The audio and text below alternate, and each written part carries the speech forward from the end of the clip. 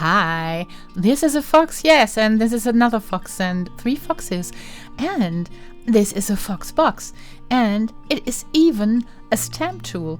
If you want to know how to use the stamp tool, please watch this video and spread the word. First, you have to stamp your chosen image that is used as a background for my little scene.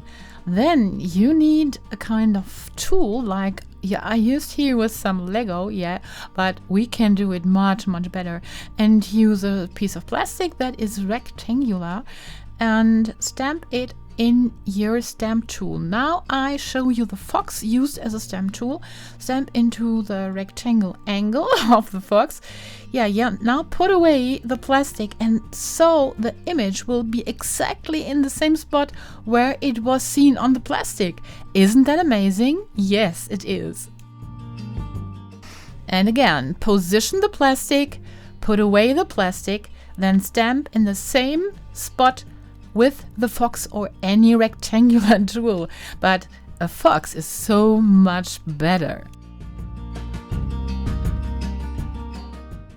And again, stamp on the plastic into the corner of your rectangular tool, preferably this fox, then position the plastic, put your tool to the plastic, put away the plastic, and then stamp in the very same spot. Yay!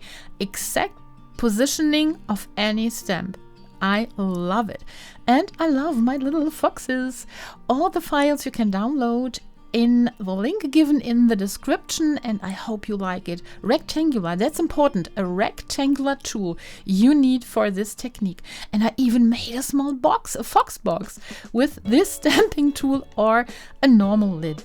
Please don't forget to like and subscribe, because I'm brand new in 3D business and I hope it will stay that way. Not that I'm brand new, but I will stay in the business. I love it so far.